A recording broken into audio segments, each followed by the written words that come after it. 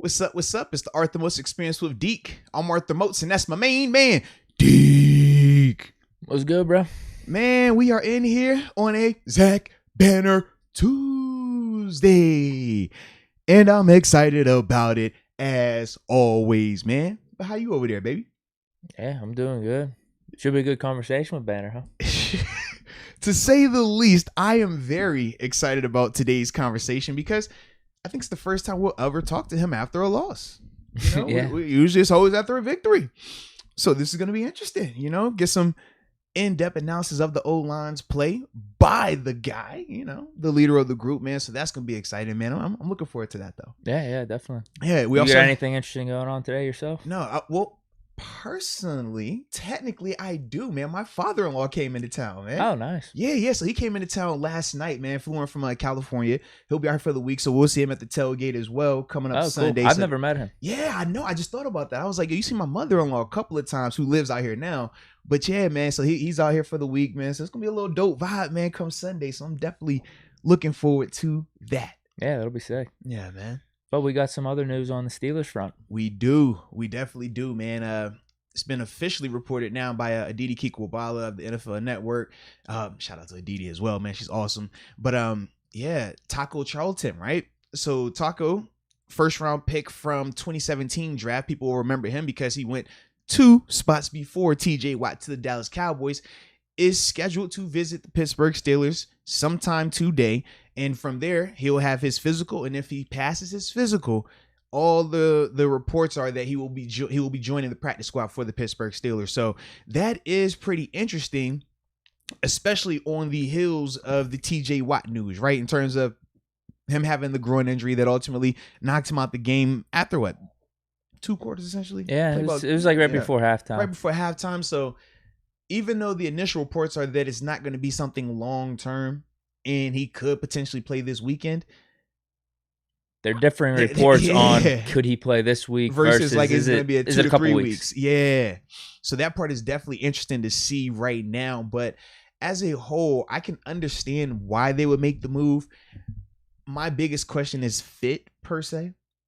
I can understand why they make the move because, I mean, with Jameer Jones as the third rusher, technically when TJ is healthy, people, you know, didn't feel as good about his performance versus the Raiders compared to him in the preseason, right? And with Taco is a bigger name, right? Higher pedigree guy, bigger athlete too, 6'6", 270. And he has had some success, not a lot of success. He's bounced around a couple of teams, but he has been 5 sacks with the Dolphins a couple years back in 10 games. Yeah. So you know that part is there, but whenever you get a first round draft pick that has bounced on this many teams in this short a span, 3 and 4 years, he has flaws. Consistency being one of them. Playing against the run. Being just, you know, living up to that talent of a first round pick. But is that more intriguing than a guy like Jameer Jones? Right now, if you're the Pittsburgh Steelers, it might be worth taking a look at, just depending on how this TJ Watt growing situation plays out. Because as we've talked about, the groin, man, it can linger. It's a soft tissue injury, and you will feel great at times. And yeah, just like that, you can have it pull again, or you can tweak it again. And luckily, well, we'll actually hear this from Coach. He's talking right now, probably, but we will know the full extent of it. But since they didn't say he was going to need surgery, that lets you know that he didn't pull it off the bone, which is huge. That's the most important part. He didn't do that, so he's good there. The rest is just how much rest is he going to be allowed, or how much is he going to take in terms of his rest? Because you have to remember, TJ did not have training camp. So part of him resting still is counterproductive to the part where he needs to be getting up to speed as well, or continuing to get up to speed with his body and stuff like that. So that's going to be unique in terms of just how the Steelers and TJ Watt handled that situation, man. You called it, though. Don't put that on me, man. I know. I don't want that. I don't want that. That is kind of an impressive call. I don't want that, man. I don't want that, man. With this move, it's not something to get super excited about. Yeah. It's a little bit like the Witherspoon pickup.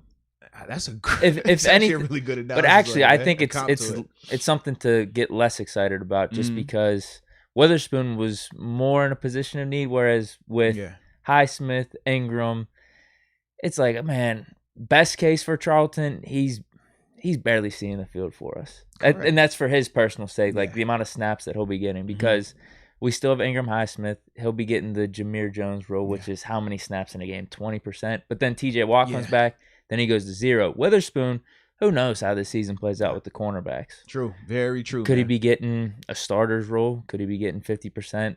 It's wide ranging for him, which I thought was more of a need, but they're both potential high upside guys, and there's really no risk to it right now. Yeah, I agree. I don't think it's something to get crazy excited about, though. Yeah. For me, man, if you're Taco, I just the fit, because he is a 4'3" DN, 6'6", 270.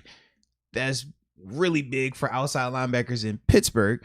And he's too thin to go and play like DN here like Cam Hayward would, just because of the style of our defense. But sub package ball is where I think he could carve out a role. But the problem is, I don't want to take off. I'm definitely not taking off TJ Watt, but I don't want to even think of taking off Alex Highsmith for Melvin Ingram for Taco.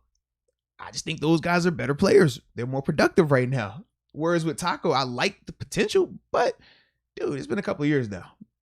If it ain't materialized by now, it probably isn't. Like, that's just kind of how I view those type of players right there, man. So it's gonna be interesting to see, though, just how this thing goes. If, everything works out with the physical and it does happen where he signed, how long till we see him get a hat?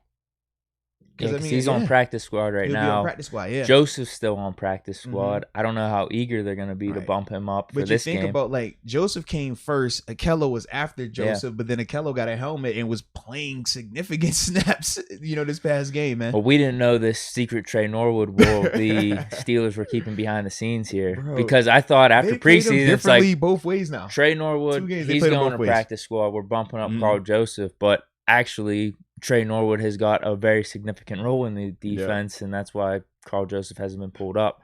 So I don't know if it's going to be that case. Are we just going to drop down Jameer Jones? Are we going to keep him on the roster, maybe drop down someone else and pull up Taco Charlton right away? Something, man. Because Akello wasn't even signed to the practice squad. Correct. Whenever we had traded for him. Yeah, we had traded, so he went active to active right there, man. But that's going to be interesting, man, seeing how this thing plays out. I know people are calling for Carl Joseph, man. I know that. Justin Reynolds, I see you in the chat, baby. Yeah, we're going to find. We'll see, man, how long it takes for Carl to get a helmet. I don't anticipate it being crazy long, though, man. Just in the sense that we talked about some of the tackling, right? We talked about just on the back end, those little things. If that type of stuff continues, it won't take long for Carl to be out there. Yeah, that's one of his specialties. Absolutely. That's what we liked about him. So that's why I say it like that. It's not, hey, man, y'all play so bad, this is going to happen. But it's just we saw how it impacted the game. It doesn't kill you, but it's a slow bleed. And that does kill you in the long run, which we saw, on Sunday and stuff like that. So that part I could see, if that continues like that. Well, yeah, because it was two different stories from week 1 to week 2. Week 1, it was like, holy hell, we're so physical here. Cam Sutton, Trey Norwood, I would never have expected this. And then week 2, Pierre's missing those tackles, getting juked out by Renfro. Cam Sutton's missing tackles too. So it's like, which one are we going to be seeing more? So if we see more week 2 and week 3 and 4, then yeah, you're right. Yeah. Joseph, we got to pull him up out of necessity then. Absolutely, man. But if you are ready, I'm ready. It's about that time, baby. It is about that time, man. And I figure we always got to give ourselves a little extra time just so we don't fall over or anything like that, man. I don't want to you can't take the little things for granted anymore, man. I might need to bump this up a little bit. Oh, Lord. Let me make sure. I'm good. He's good. He did not fall today, ladies and gentlemen. He did not fall. Oh, man. It's going to be a good one today, though, man. I am excited. And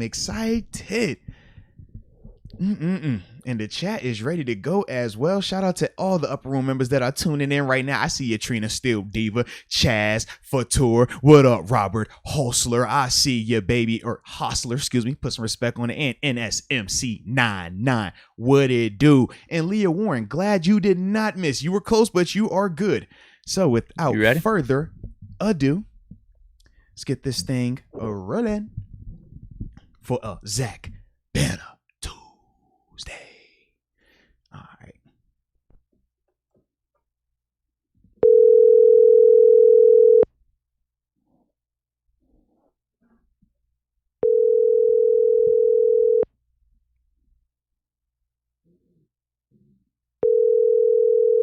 I love the live call part. Hear it ring.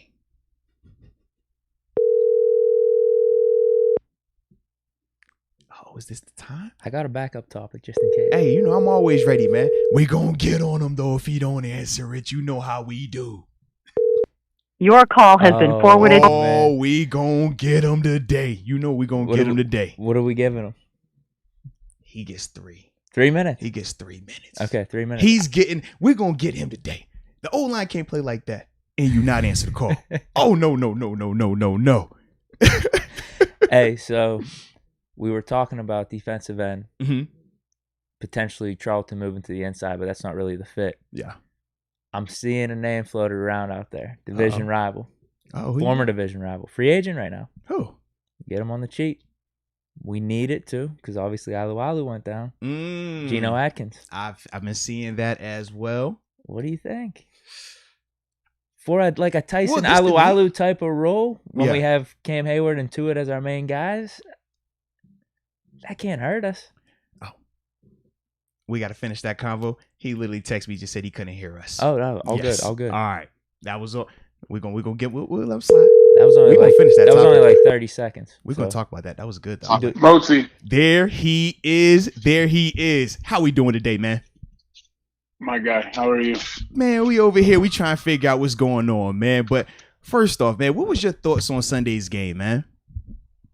Obviously, it's tough after a loss, right? Like, either way. But, you know, being a veteran now, I understand that you got to just take your L's and dissect it, especially when you're not playing. But I think the biggest takeaway was just we obviously need to improve, and we need to improve fast offensively. You know, just speaking for my own guys, like up front, you know, we need to make sure that we watch the film, which we did yesterday, very, very deeply as a group and individually, and just fix some of the things that we had to, man. Like, just there was a few things throughout the game for different reasons, but to be able to take those things and improve on them and just make sure you're not repeating them week by week. Does that make sense? They were new issues, obviously, that we didn't do week 1, but we got to make sure we can't go into week 3 with that. No, without a doubt, right? Never want to have the same issues going forward, man. But asking you, man, as a lineman, man, when you were watching the game, we've never seen Ben get hit that much, right? And he took some really significant shots. Were you ever concerned about his health at any point, man? I'm never really. I mean, obviously, like, you don't want the quarterback to be hit at all, let alone that many times. Yeah. And that's a group effort, both for the O-line, but also just for all 11 guys. I think that the biggest thing, you know, 7 is 7, as you know. He's been hit a lot harder. He's been hit a lot more violently, especially back in the day when y'all were playing and y'all didn't have any rules.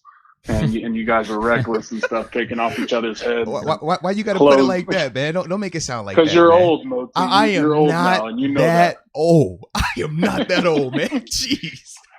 But so I never really thought that, you know, 7 wasn't going to be able to go or anything like that in terms of injury. But those hits were violent. I will tell you this: one of the biggest takeaway that we have, and you got to remember, we have a young group. A couple of them just came from college.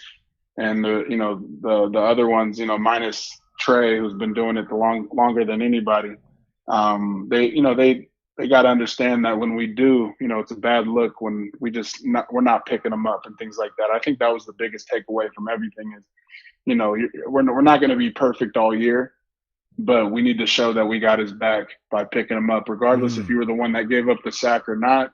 We just can't leave him in the dirt like that. You know what I mean? Like, that's not only a bad look, but it's not having your guys back.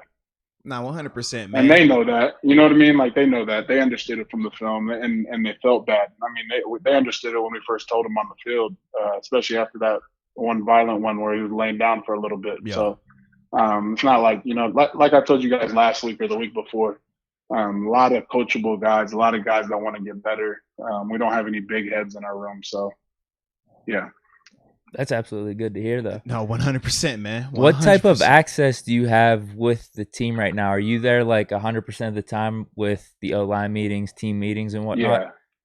Yeah. I'm in there. I'm in every meeting, at every practice, walk through things like that. Just getting my rehab done early morning. One of the first guys in there to make sure I can knock that out and still be a part of the team through this process.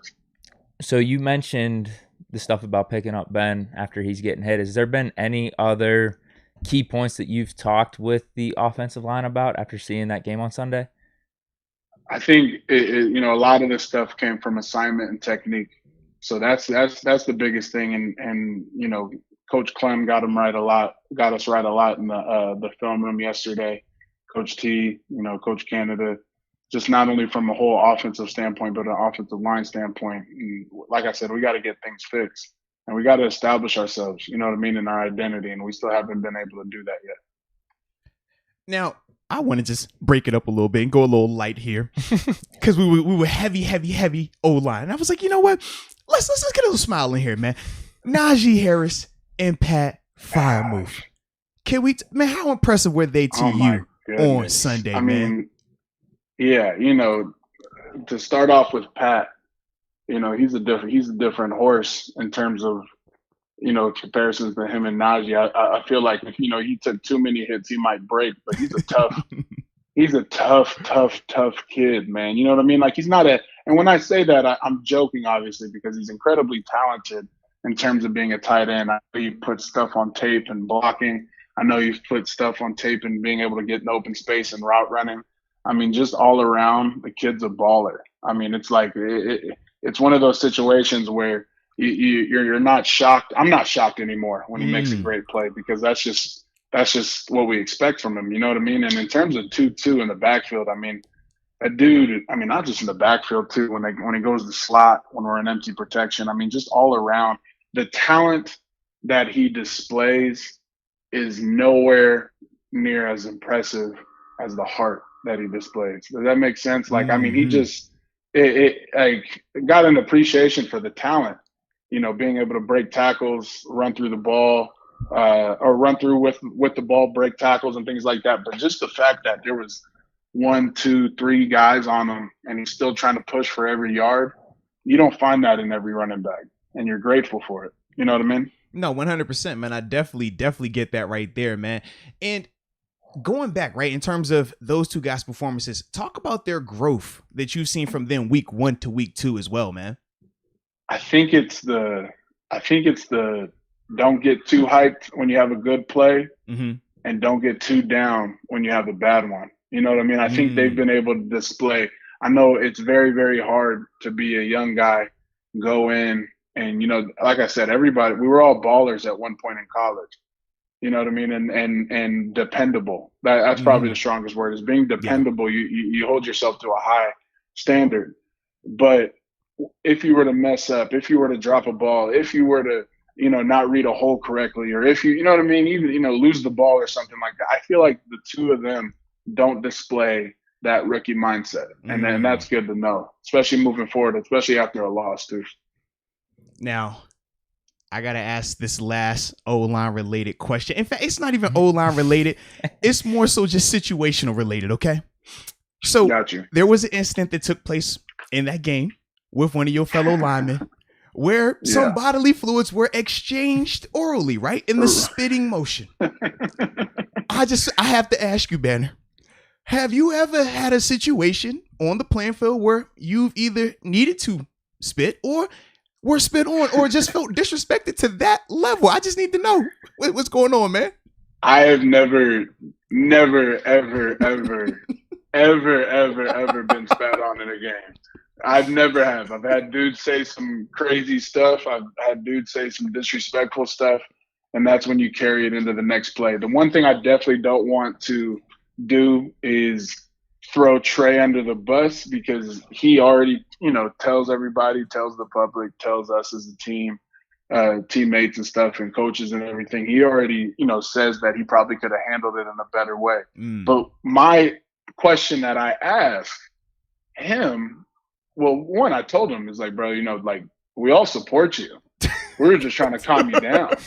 Like, we're gonna have you back, right, wrong, and different. We there. Yeah, Coach T vouched for him with the refs and stuff like that. I mean, bottom line is you throw the penalty for both guys, right? Have them cancel it out, and then let them keep playing. Especially a vet who has a great relationship with all those refs and stuff. We all talk to the refs, before, during and after the game, and he's been playing for what, 8-9 years. So the refs know who he is, but then again, they have to be able to, you know what I mean? That's where the discrepancies come from, is that they have to be able to do their job. But I will say this, and it's the same question that we ask anybody: what would you do if somebody stabbed your face? You gonna black out, man. That's hard for anyone to answer. If anybody with a straight face says, "I would have walked away," not a and chance, carried it on to the next play, they've never played sports, let alone professional sports. They've never had that type of responsibility or that type of swag where if you're the best at what you do, you hold yourself to a certain standard. Another man is not gonna spit on you in a game without you pressing them at least. Mm-hmm. So, like I said, I'm definitely not defending his actions past after the fact, because he doesn't even do that. You know what I mean? But the real question that we all ask is, what would you do?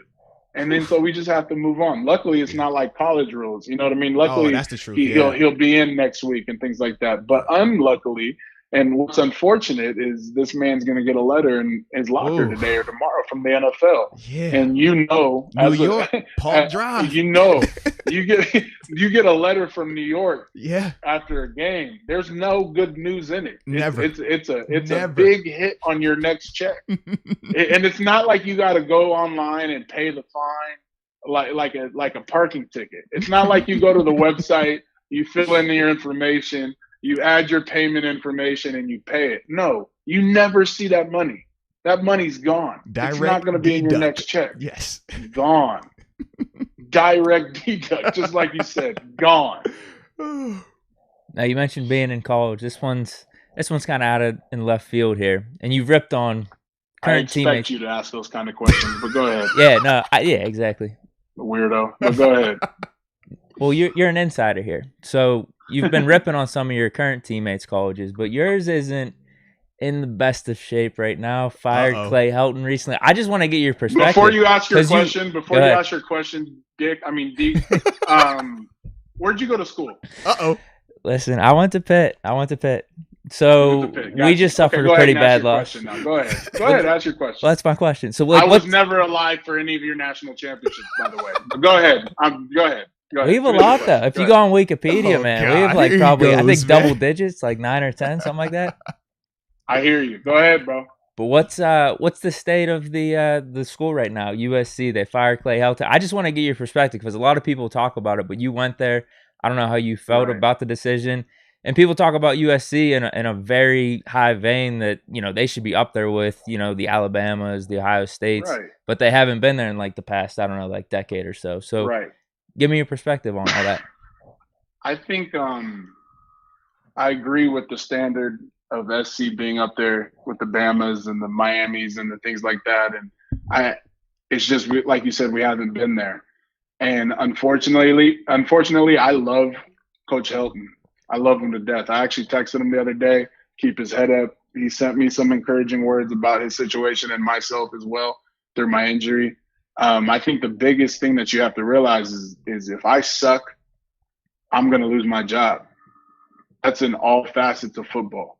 Playing, if I suck and I give up sacks and I don't protect 7 well and I don't do my thing, I'm going to get fired and replaced. And it's the same standard. Like you said, the standard at SC is winning national titles, is developing high draft picks, is putting guys in the National Football League, all those things. And we just haven't been to that standard, and he understands that.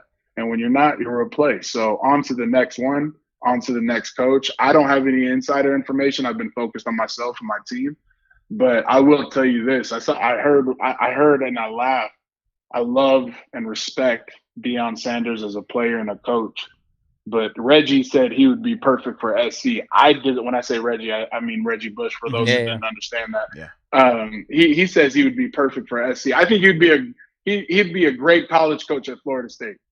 He went there. Mm-hmm. He balled there. Mm-hmm. He's a legend there. He's a legend anywhere. That's prime time. Probably the best corner ever to play the game. Also one of the best kick returners to ever play the game. Mm-hmm.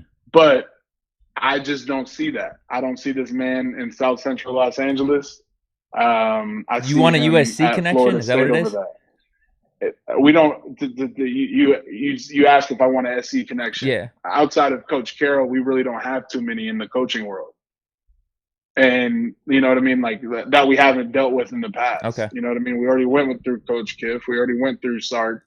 We already went through Coach O. You know what I mean. We there's really no deep affiliation to SC. You know what I mean. There's no I get SC, what you're saying. Yeah. guys out there that are really up for the job or at the standard of the job that we need. I personally I would love if Coach Stoops came out of retirement. He recruited me at Oklahoma.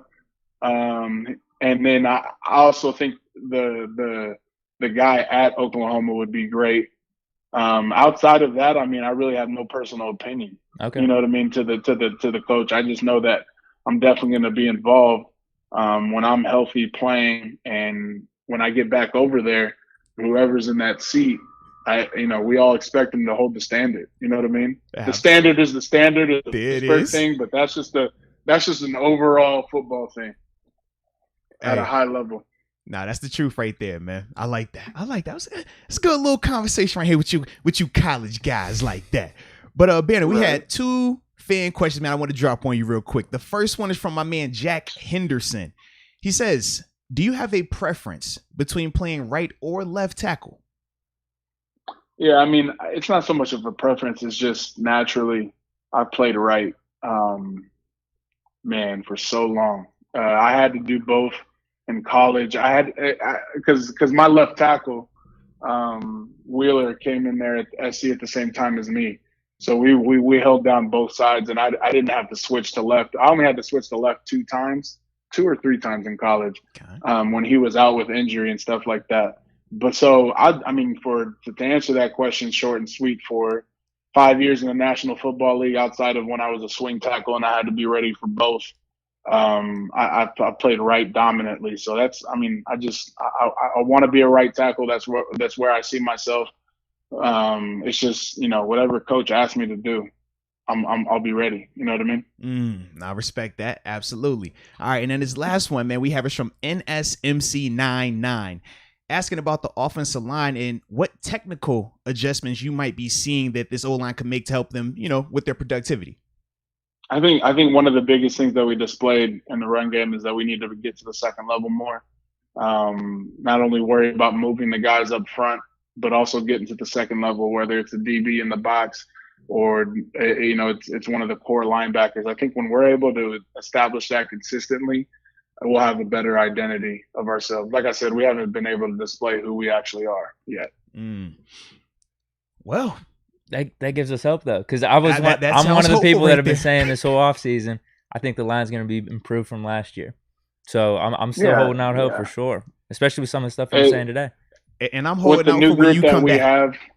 I appreciate that, man. Yes. With the new group that we have, we're like I said, we're still trying to find that identity. It'd be one thing if we've been here for a year or 2 together, all as a group and things like that, and we were all healthy and things like that, and then we displayed what we displayed, on Sunday. But I like I said, we're going to make improvements. We have shown that we've been able to make improvements in things. We just showed the lack of consistency. I think that's going to be the biggest game this week, is the biggest tell this week, is if we're able to establish consistency, not only in the run game, but also in the pass game and the protection and the play action. I think one thing that we've been able to display and show that we do well is the screen game and open space. Our guys, like I said, man, you can't coach effort, and our guys are showing that. So it's not like they're not giving effort. It's not like we're being lackadaisical. It's not like, we're not stepping up to the plate in terms of effort and finish. But when in terms of that identity, I'm really excited for the guys to be able to display that this week. I like it, man. Well, hey, we looking forward to seeing the guys get that, dub this weekend on the bounce back. But appreciate you as always, man, and we'll kick it with you again next week, baby. Moats, Deke, it's always good, man. Talk to you next week. No doubt, baby. Man. Peace. So you're telling me there's a chance? All right. That's all I need to hear. We just wanted a chance. He hit on all the key points, like right off the bat. It was like, we talked to the guys picking up Ben. Tomlin, Canada, we all looked at the film, the adjustments and everything. Don't matter we gotta find our identity. It's early on. That's all I need to hear. I'm like, okay, cool. And he said he never spit on a guy. Yeah. I like that even well, man. That's perfect. Yeah, it was good. That was solid right there. That was fun, man. Good info. And good questions too by the chat, man. Shout out to y'all as well, man. Oh, definitely. Those were good. But going back to what we were talking about before he called, Geno. Yeah. I like that call, bro. That's not bad. 20%, 30% snaps max. The reason why I like it is this, man. In terms of sub-package ball, he gives you pass rush. That is what he definitely can do. He is a get off the ball type of guy, man. Three technique. He's shooting B gaps. That's what he specializes in a condensed role, like he would be if he were to come here. Tyson's basically. Absolutely, that's perfect. Now the difference that I would want to see just in terms of base personnel, Tyson we play more as a nose, whereas with Geno, because it was more of a 4-3 set, he was usually out there in that B gap. But I feel like you can make it work with a guy like Geno. But I just don't like Geno. I don't see him going back to playing like nose, which is what Tyson played. Bugs then? I would go Bugs for base, Bugs Davis for base, and then when we go sub package, I'd rather have Geno out there instead of Wormley, Laudermilk, Bugs, Davis, because I just think he rushes the passer way better than those guys. Picking up division rivals left and right. Yeah. Joe Schobert, then Atkins. Hey, man.